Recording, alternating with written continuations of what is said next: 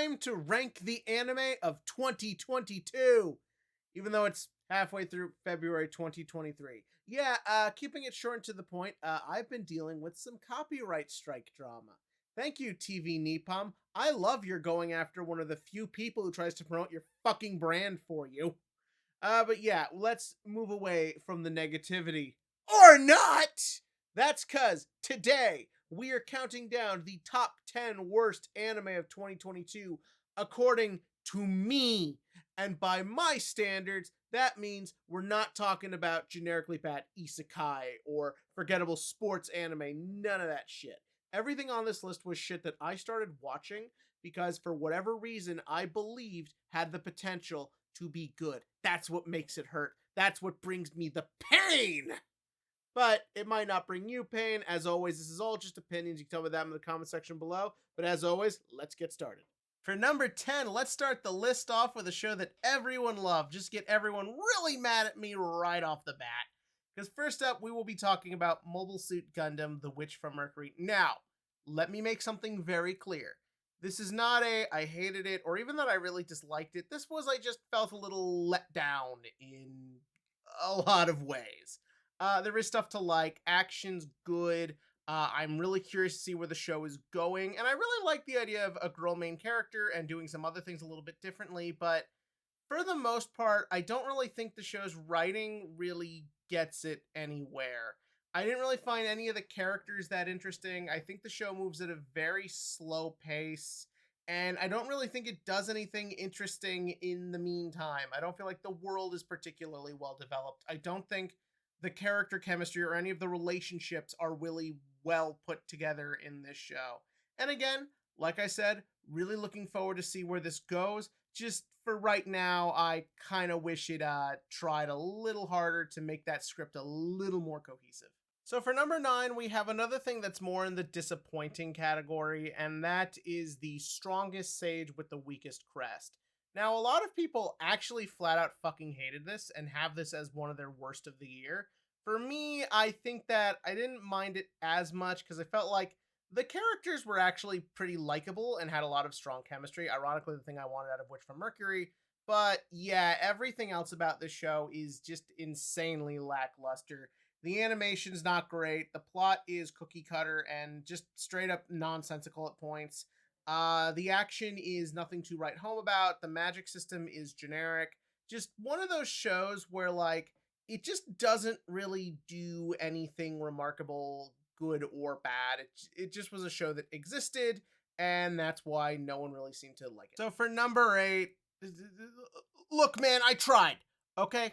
I tried.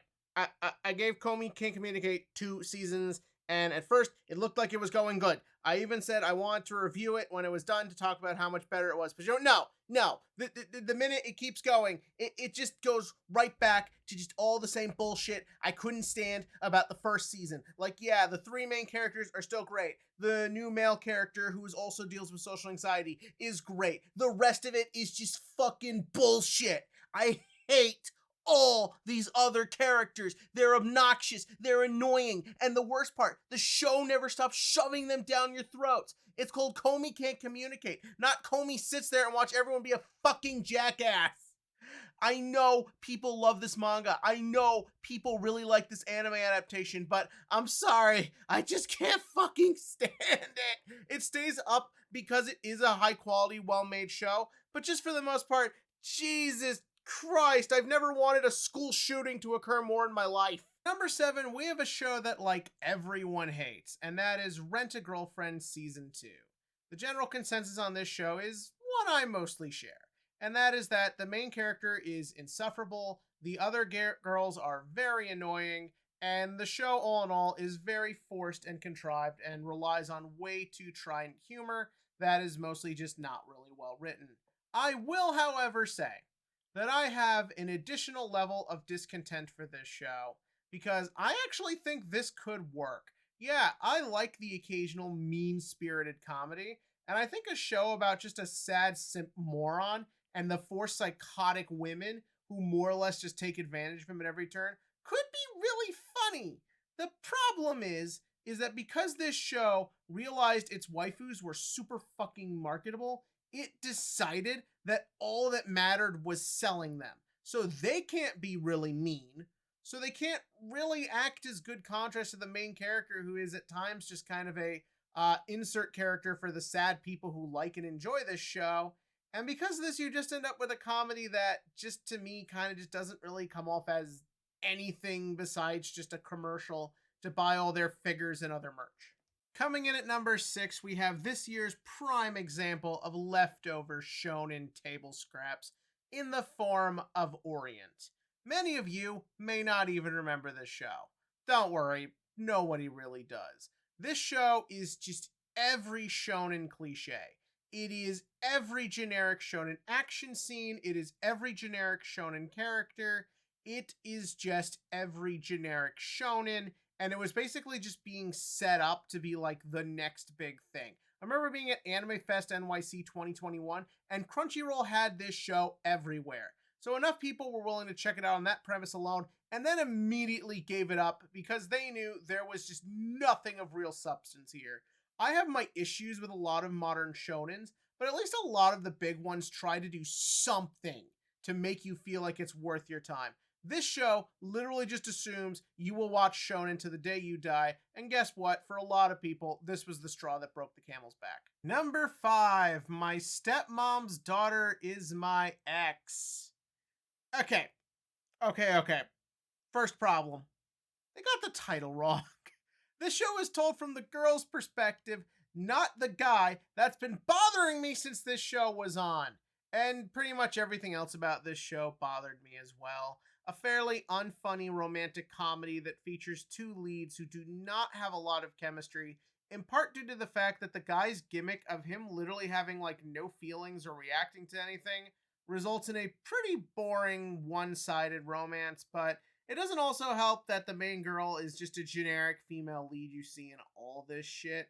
The show is saved by the occasional good joke compared to the next couple comedies on this sad list. But yeah, for the most part, like, this show was just a mess. Number 4, Shiki Mori is not just a cutie.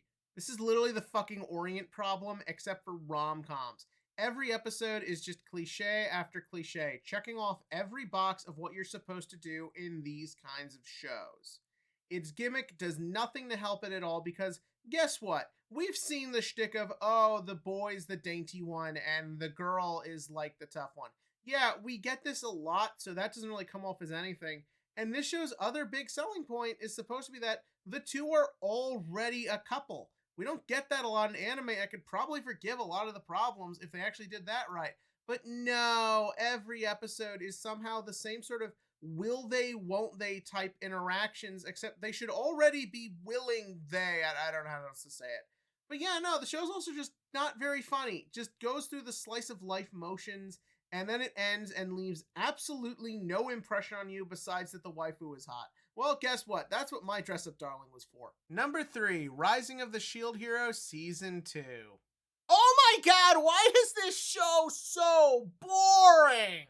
Like, it's almost fascinating how dull and uninteresting it actually is. It seems to genuinely believe it has came up with this really unique world and setup and characters, but you know what? No, it isn't. The world is boring. It's every generic fantasy world you see in these shows that just looks like every world, and it sort of wants the economics and the politics to make it interesting, but they don't bother making those seem creative or unique in any way, shape, or form. Well, maybe the characters can save it. No, they can't. The main character is one of the most boring wet blankets I've ever seen in these shows, and everyone else is just sort of there. You then have the plot. Well, maybe that could be kind of interesting. No! It's just every isekai plot ever, and it thinks it's such a unique one, but no, they're just all this. This is for me like one of the most insufferably boring shows I've ever seen. I never subscribed to the belief that this show is sexist or anti-women, and I still don't think that. I kind of wish I did, because at least I would think something of it other than just being dull. Number 2 is a show returning from last year's list, because it was so bad then, I just had to put it there.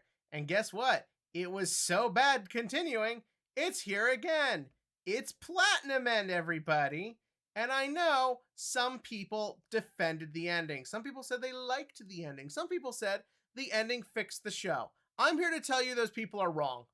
Like, Platinum End is probably the actual worst anime of the year, and for me, on the list of worst things I've ever seen. It is a show that gets progressively uglier to look at.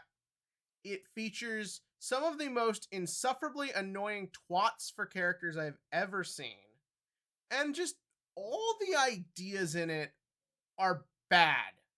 Like, even if there's one or two things of merit to its finale, everything leading up to it is so horribly written, so horribly represented, and so horribly presented to us. I don't care. You see, there's these things called episodes that have to be compelling. This isn't compelling. This is a show that I think genuinely promotes a lot of genuinely bad ideas and messages and does it all in the worst way possible. This show does nothing right, rather in its technicals or in its writing. And because of this, it leads to one of the most miserable anime viewing experiences I have ever had and makes me question if anything these guys ever did was good in the past. Number one is technically Platinum End, but I don't care.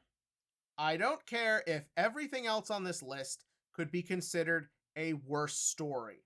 Because as far as I'm concerned, nothing was a worse anime experience this year than Lucifer and the Biscuit Hammer. Why, you may be asking? Because I've never read this manga. I did not even know about it until the anime was announced. And you know how I learned about it when that anime was announced? Because the entire anime community jumped for joy. I found out that this is one of the most beloved manga of all time that tells a story that has moved and inspired so many. So when this series written by a mangaka who, if I'm correct, has never had an adaptation before, was coming, people felt so much joy. And then we watched it all get taken away from us week after week. This show looks terrible. That's the first problem. It looks bad by 2010 standards, let alone 2022. On top of that, none of the nuance and subtlety and creativity that goes into writing a story like this is present. It's very clear they just looked at what was in the script and the original manga and just was like, okay, put it on screen. Don't do anything to make it feel more relevant. Don't do anything to make it more poignant. Don't do anything at all. This feels like a series that was made to capitalize on the manga's popularity. And you make that argument about all anime. But the difference is that with most anime, I feel some like creativity or passion or desire to make it into something. Even everything on this list, I felt like someone came to work that day and was trying. This, I don't think I felt anything at all. Nothing about this show feels like it has any care or love or passion put into it.